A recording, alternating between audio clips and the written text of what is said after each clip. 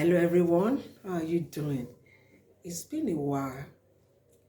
I'm here today to talk about something very interesting, but before I start, have you followed me on my page on Facebook, STI and Female Health Matters with Dr. Tinuade? I'm on YouTube, Dr. Tinuade, talking about sexually transmitted infections. You can subscribe to my channel. I'm on TikTok and I'm on Instagram. Just type my name, Ajani Tinuade. And now I want to do like a series in this female health thing. I want to talk about what we call vulvovaginitis. That is infection of the vagina. So let me put it this way, infections of the vagina, because we have so many of them. So I'm going to be taking them one by one. So it's going to be a long series, like part 1, part 2, part 3, part 4. Then along the line, I'm going to do a live show, maybe on Facebook or on TikTok. You will know when I want to do it, or I will give you a time so that people can just come up and ask questions, because I know a lot of women were worried about our vagina issue here and there. And you know, because it's vagina, it's a private part, we don't want to talk to people about it. It's something that you feel ashamed to talk about it. So, but this time around, when we have a live talk, it's just going to be a female thing. So you can be free to talk about it. And we do so many other things. Then one of the things we're going to talk about is how to take care of our vagina. So now, let me just start with this vulvovaginitis. What are we talking about now? Infections of the vagina. And you see, when we talk about infections of the vagina, there are 3 types mainly. We have the one we call bacterial vaginosis. I'm going to talk about that as a topic. And that bacterial vaginosis is really not an infection in a way. It's just what we call an imbalance in the vaginal environment. What I'm saying is that there is a way the vaginal environment is supposed to be. So when it is not like that, when there is an imbalance due to some of the things we do or some of the things we use, we can have what we call bacterial vaginosis, in which a woman will be discharging, and when that discharge meets with sperm, maybe when the person meets with her husband, and the discharge will be malodorous, the odor will be bad, like all this fish smell, itching, and like that. That's about bacterial vaginosis. But I'm going to talk about it bit by bit and break it down in a layman's language. Then the other one is vaginal candidiasis, and that is so much. As a matter of fact, a lot of people, when they come around, what they talk about is, I have toilet disease, I have toilet disease. But in the real sense, most of them is either they have vaginal candidiasis or sexually transmitted infections or urinary tract infections.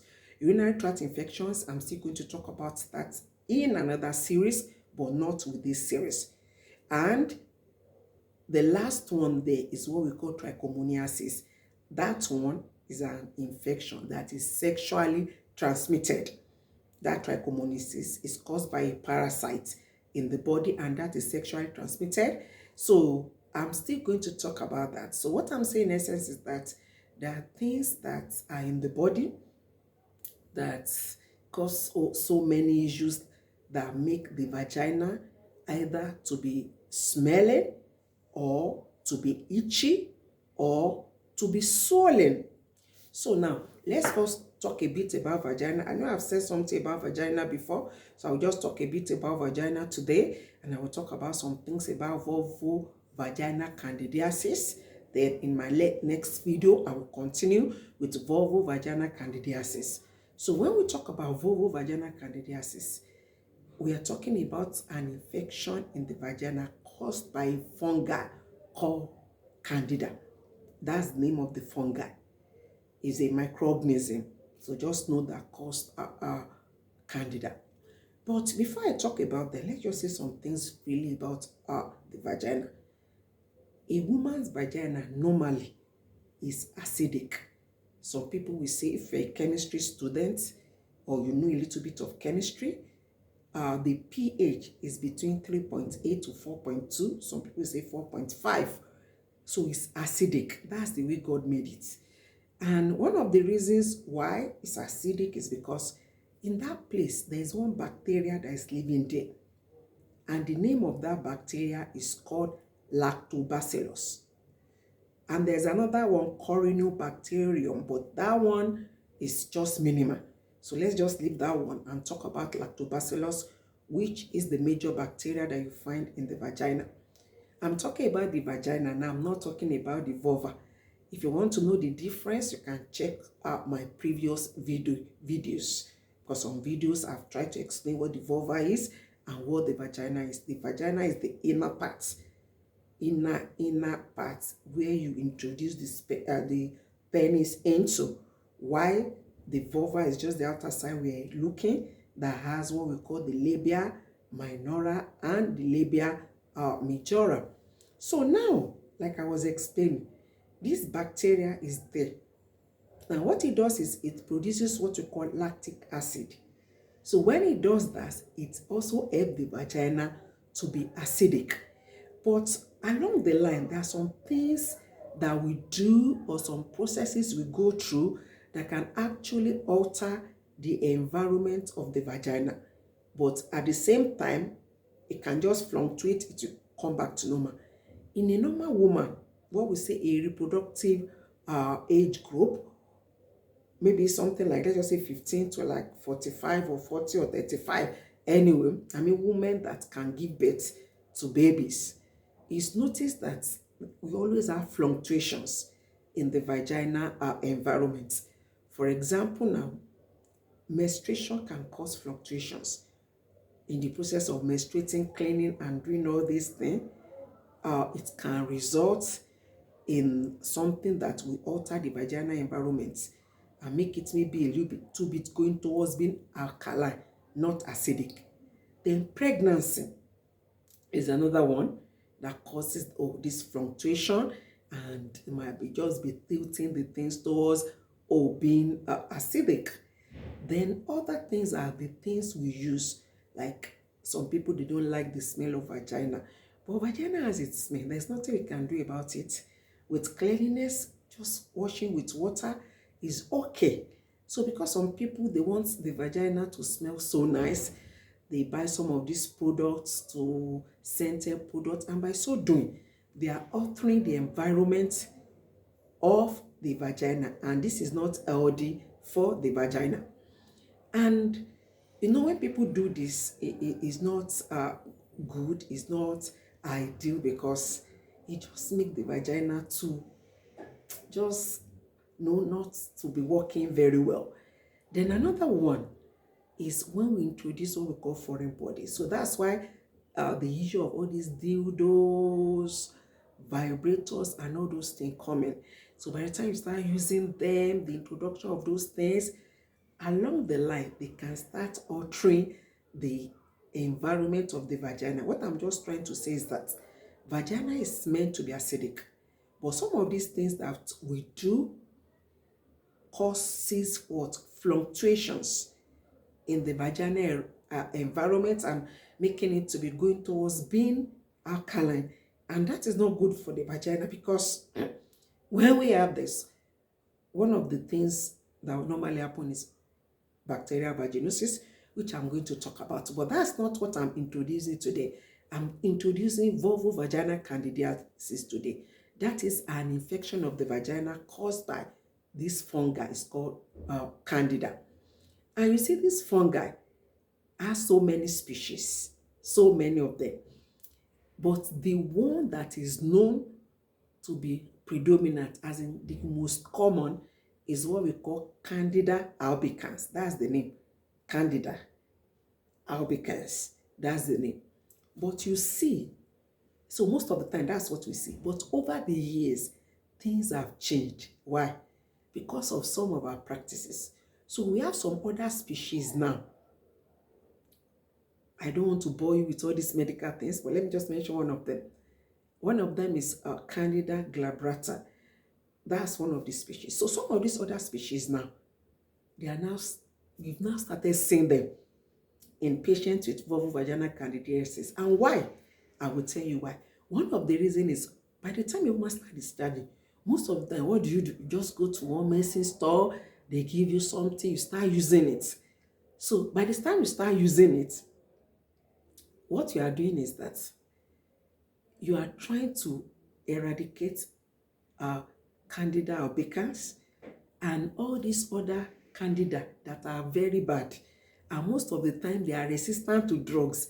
They now start growing because number one, they might not give you a good dosage, and number two, you might not even use it the right way you're supposed to use it, because we know this product, nystatin, clotrimazole, a lot of them, people just go, nystatin, and they just take it, they start using it.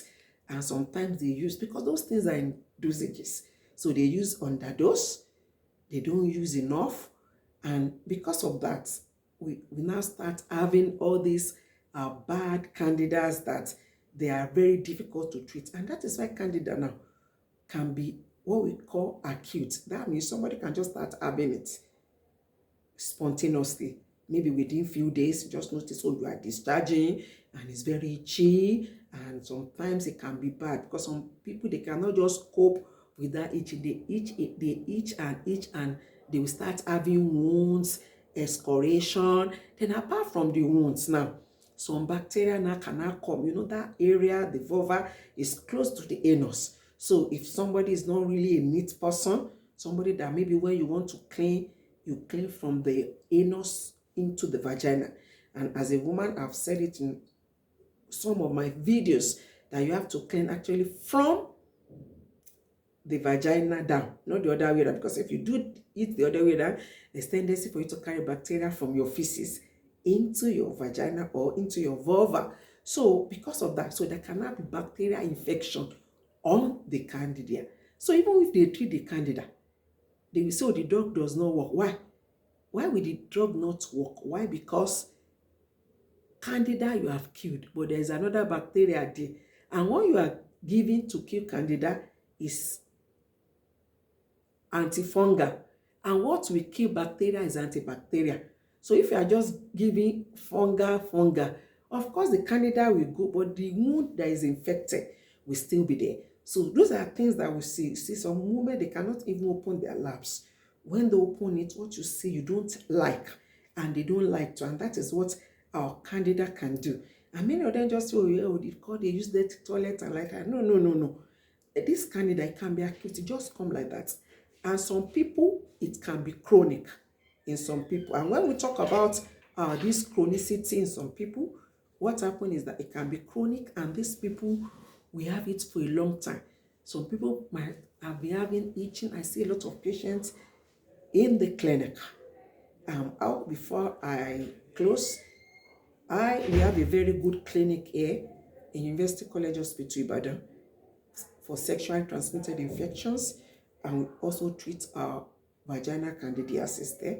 So if you want to come, you can always come and see us, and you get treated. You will be okay. We see you confidentiality. As a matter of fact, we don't even call it sexually transmitted infection clinic. Why? Because we know a lot of people don't like that name, and we don't want that stigmatization. So we call it special treatment clinic. So you can always come around and you will get treated. So we have what we call chronic. And that chronic is the one that it has been happening for a very long time. Some people 4 weeks, 5 weeks, discharging, itching, their underwear is messy, they have to use panty liner all the time. We have people like that. And we have the one we call recurrent. That one is actually worse, because some people, that's what they've been having all their lives. They will treat this candida, it will go. After 3 months, it will come back again. They will treat this candida, it will go. After like 3 months, it will come back again. So that is what we call recurrent. So we have people like that. And you see, let me just talk about 1 or 2 things that we do. There are some things that naturally will make candida to be in the vagina. And by the way, candida also is what we call normal flora. And that is one of the reasons why it's difficult to say candida is a sexually transmitted infection. Of course, we know that if a woman has vaginal candidiasis. When they have those women, if they have sex with a man, definitely you will even be seeing all these whitish discharges on the penis of the man, and the man can actually be infected and even be a carrier. But one of the reasons why we cannot call it a sexually transmitted infection is because you can see candida in a normal person that doesn't have sex, even celebrate. People that they've not had sex, they are not planning to have sex, they can have vaginal candidiasis. That's one of the reasons why we cannot classify it as a sexually transmitted infections, because you see it in normal people, and so we can't really, it's really difficult to see it. And then also, candida can be normal flora in some people's vagina.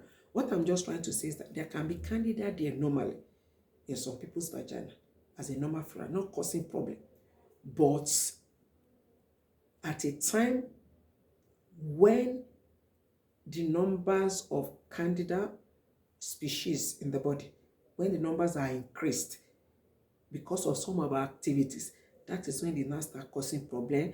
That is why we have all these discharges, all this itching, all these excoriations. Why? Because many of us, we misuse antibiotics. And those are one of the reasons some people will go, any sickness, you just go there, especially antibiotics like all this tetracycline, all the cephalosporin group, all our cefoxime, cefoxetine, all the drug. I don't want to be mentioning trade names because I don't want issues. But you see all these antibiotics that we misuse.